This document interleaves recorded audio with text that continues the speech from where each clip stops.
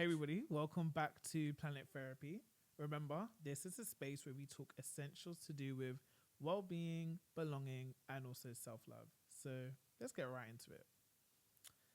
With this episode, I know I talk a lot about balance, and I feel like my aim for actually even just Planet Therapy in general is actually reshaping work-life balance and just balance in general. And because when you hear it in a day-to-day, I feel like there's so much pressure behind it. And when people kind of think of the word balance or that term, people think they need to have balance, have 50-50% of everything. And even mathematically, it don't make sense.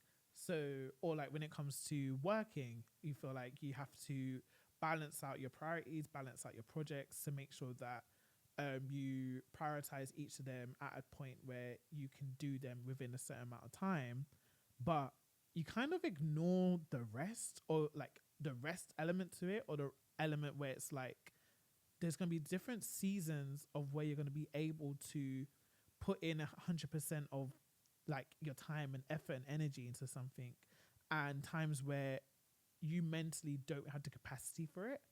And when I want to talk about today about when it comes to pressures of balance, it's kind of just making sure that we can identify what the problem is today when it comes to the word balance, and how to reimagine and change the lens towards it to make it something that's tangible, something that's actually realistic, and something that we can actually try to attain for our daily lives.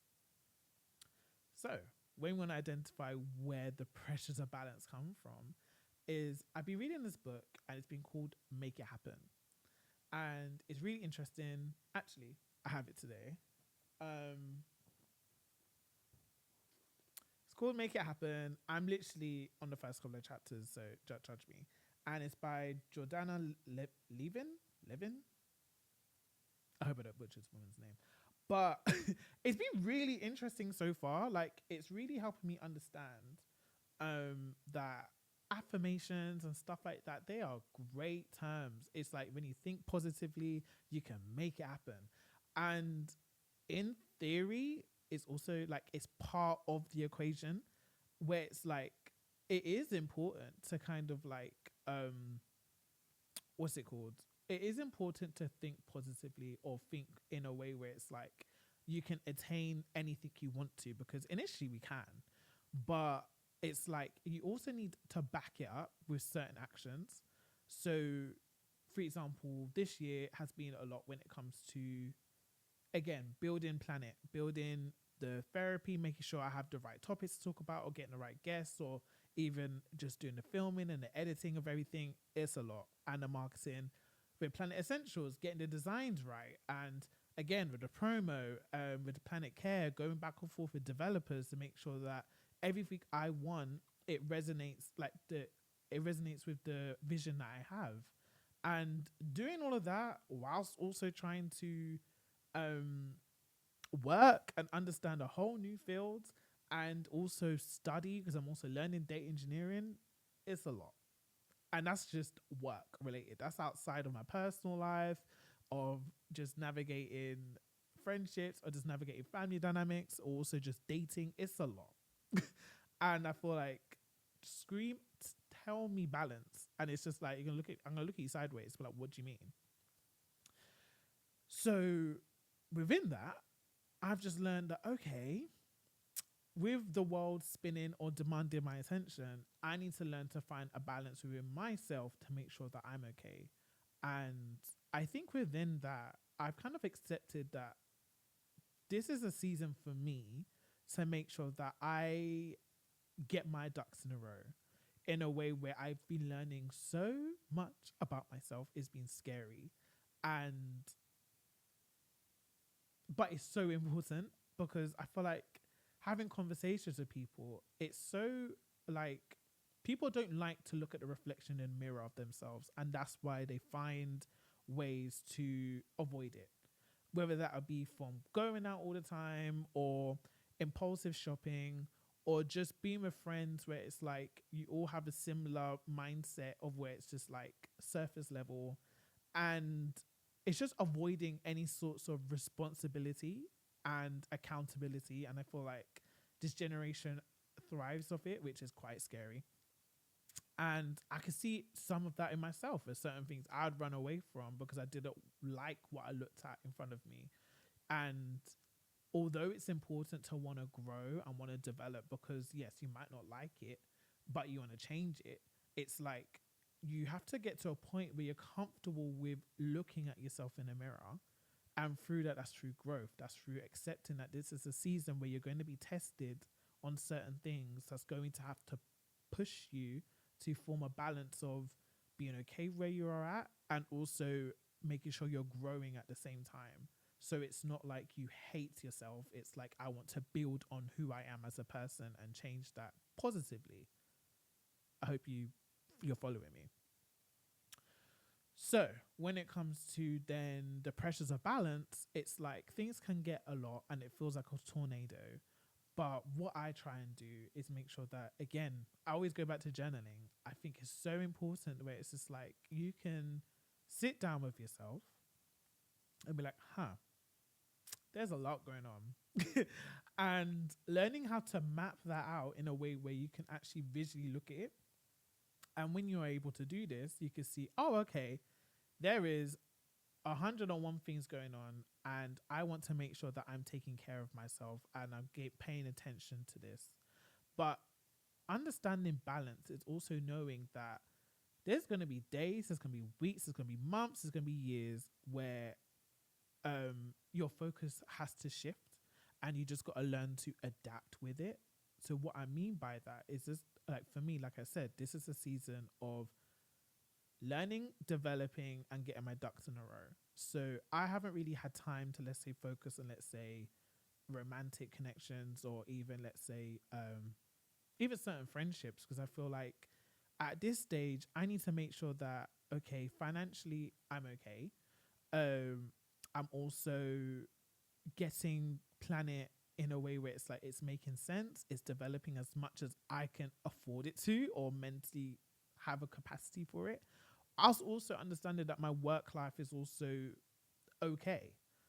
So, and I then set myself goals of like, okay, so this is just what's happening and getting with it. So how am I going to manage it? How I do that now is I learned to kind of set myself days where it's like, okay, I might be focused on, let's say, the website on Monday, outside of work.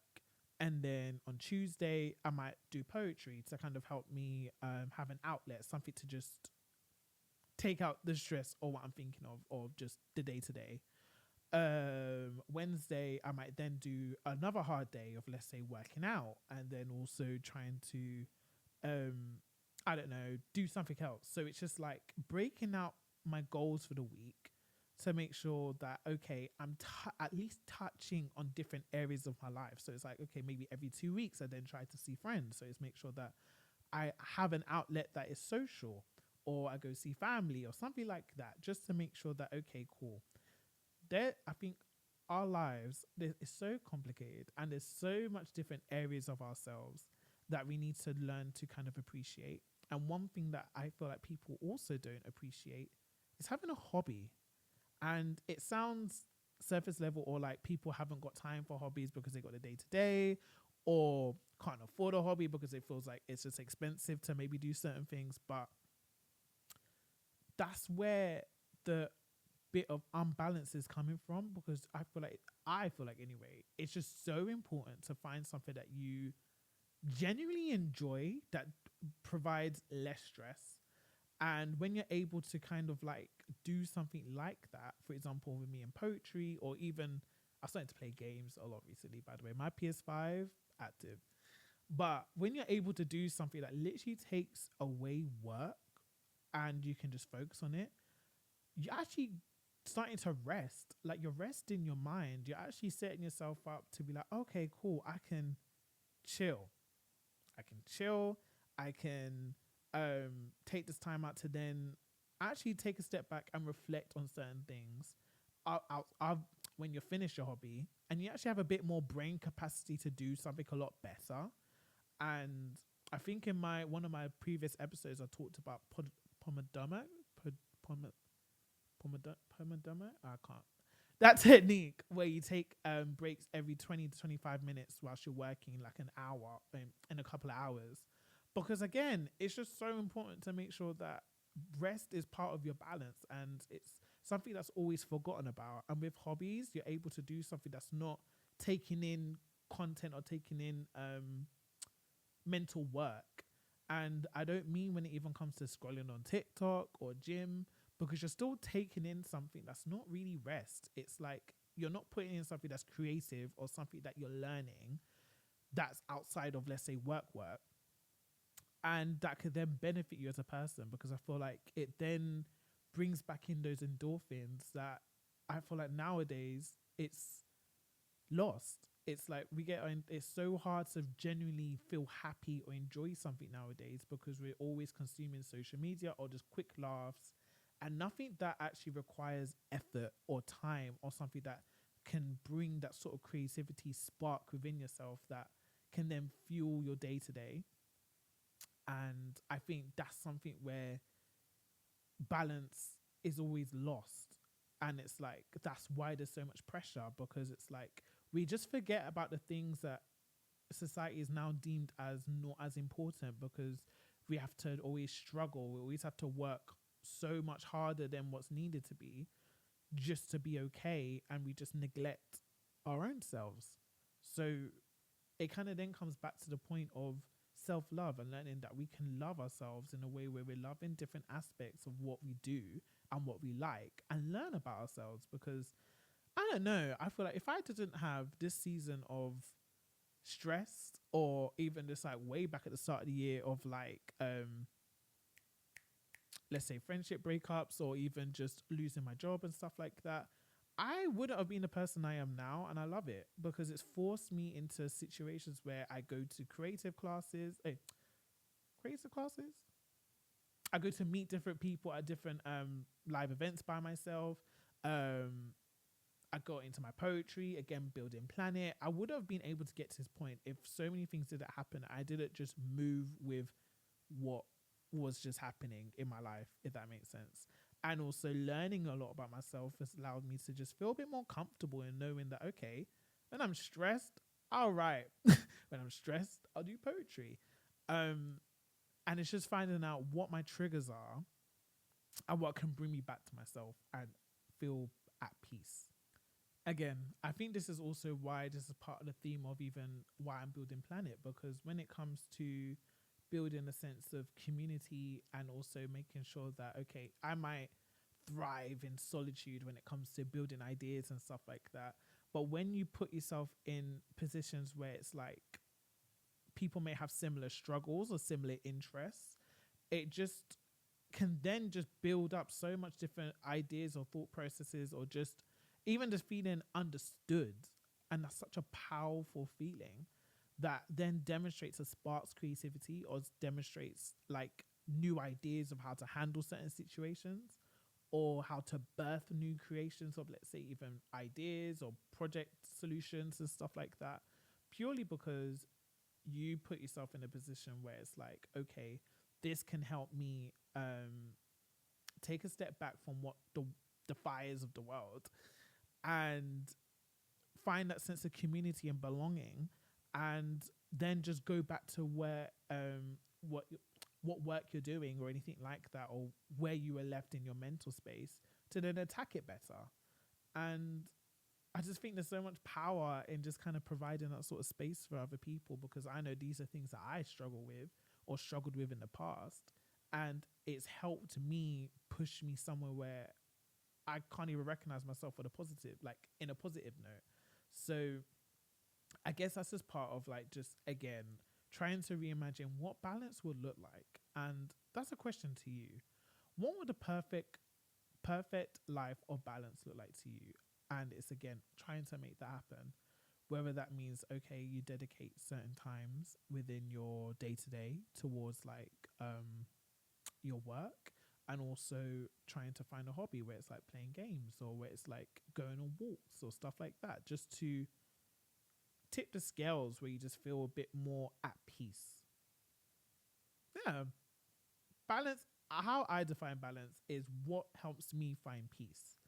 and knowing that I'm productive, but yet I can rest, because that is also a form of like knowing I'm actively trying to build in time to rest, and understanding that we all fall into different seasons of our lives where it's like, okay, this is a season of me investing in, let's say, a relationship. It's like, okay, so how do I go about that that's healthy to make sure that I can make sure that I'm doing what I need to do and I don't get lost in another person and forget about the other things that's happening in my life, whether that would be work, whether that be my friendships or family or anything like that. But at the same time, I'm being open to love. And what that means is like, okay, I need to work on myself to make sure that I don't demonstrate toxic traits and stuff like that within a person, and understanding that other people are different. Um, yeah, because I find dating itself is also its own thing where it's like you hold a mirror in front of yourself and like, okay, am I a person that's ready to invest in another person, even in friendships? Because you have to unlearn a lot of toxic traits about yourself. It's not the other person that's always the problem. It's like knowing that, okay, do I have the mental capacity to communicate a problem or an issue with somebody and understand that other people might be different?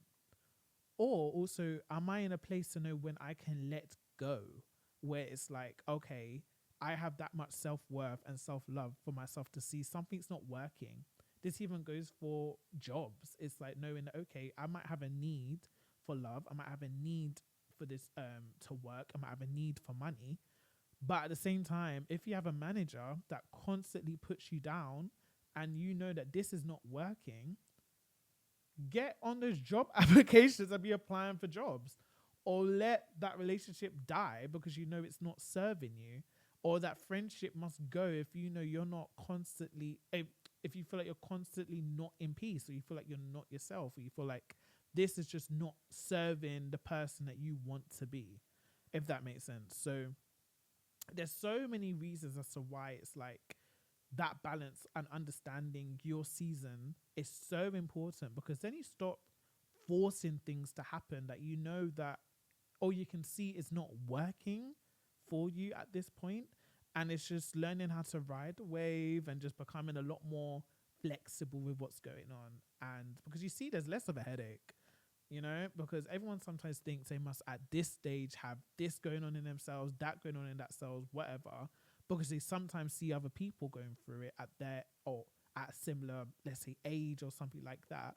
When in retrospect, we all have different seasons and we all have different things that's going on.